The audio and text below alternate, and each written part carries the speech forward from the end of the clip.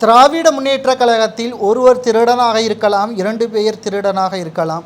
ஒட்டுமொத்த எம்எல்ஏக்கள், அமைச்சர்கள் பெயர்கள் அனைவருமே திருடர்கள் பட்டியலில் இடம்பெற்றிருப்பதுதான் ஒட்டுமொத்த திமுகவிற்கும் தற்பொழுது அவப்பெயராக ஏற்பட்டிருக்கிறது.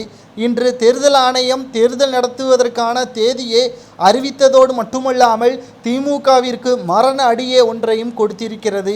அமைச்சராக இருந்த பொன்முடி அவர்களின் திருக்கோவிலூர் தொகுதியில் இடைத்தேர்தல் நடத்தப்படும் என்றும் தேர்தல் ஆணையத்தின் அறிக்கையில் தற்பொழுது சுட்டிக்காட்டியிருப்பதால் பரபரப்பு ஏற்படுத்தப்பட்டிருக்கிறது. இது குறித்து விளக்கம் அளித்திருக்கும் தேர்தல் ஆணையம் திருக்கோவிலூர் தொகுதிக்கு இடைத்தேர்தல் என்ற அறிவிப்பால் ஒட்டுமொத்த திமுகவும் தற்பொழுது அதிர்ச்சி அடைத்திருக்கிறது. இது குறித்து விளக்கம் ஒன்றை திமுகவினர்கள் கேட்க உள்ளதாகவும் தற்பொழுது தகவல்கள் வெளியாகி இருக்கிறது. காரணம், பொன்முடி அவர்களது வழக்கு தற்பொழுது நிறுத்தி வைக்கப்பட்டிருப்பதால் அவரது எம்எல்ஏ பதவி காலாவதியாகவில்லை என்றும் அவரது தொகுதி தற்பொழுது எம்எல்ஏவாகத்தான் இருக்கிறது என்றும் தற்பொழுது திமுகவின் தலைமை தேர்தல் ஆணையத்திற்கு கடிதம் ஒன்றையும் அனுப்பியிருக்கிறது. இது குறித்தான பதில் கடிதம் தேர்தல் ஆணையம் இன்னும் வெளியிடப்படவில்லை. மாறாக திருக்கோவிலூர் தொகுதியில் இடைத்தேர்தல் நடைபெறுமா, ஒருவேளை நடைபெற்றால் திமுகவின் எம்எல்ஏ பதவி பறிக்கப்படும் என்றும், பொன்முடி அவர்கள் அமைச்சராகவே முடியாது, மீண்டும் திருக்கோவிலூர் தொகுதியில் போட்டியிட்டாலும் வெற்றி பெற கடினம் என்றும் அரசியல் வட்டாரங்களில் பேச்சுக்களும் அடிபட்டு வருகிறது.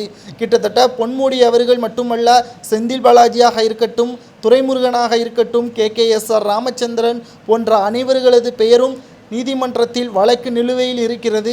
இதில் பொன்முடி அவர்களது முதல் வழக்கு வெற்றிகரமாக தற்பொழுது அவரது அமைச்சர் பதவி நீக்கப்பட்டு விட்டதால் திருக்கோவிலூர் தொகுதியிலும் எம்எல்ஏ பதவி காலியாக இருப்பதாக தேர்தல் ஆணையம் அறிவித்திருந்தது.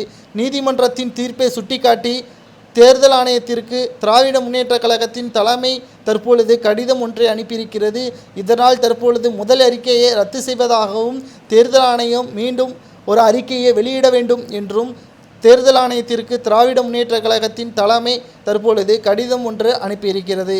மக்களை, உங்களது கருத்துக்களை கூறுங்கள். இப்படிப்பட்ட பொன்முடி அவர்களுக்கு மீண்டும் எம்எல்ஏ பதவி கொடுத்து திருக்கோவிலூர் தொகுதி மக்கள் விரும்புவார்களா என்பதை உங்களது கருத்துக்களை கமெண்ட் வாயிலாக கூறுங்கள். இப்படிப்பட்ட அமைச்சர்களாக இருந்தாலும் சரி, எம்எல்ஏவாக இருந்தாலும் சரி, தவறு செய்தது உறுதியாகிவிட்டது உயர் நீதிமன்றத்தில்.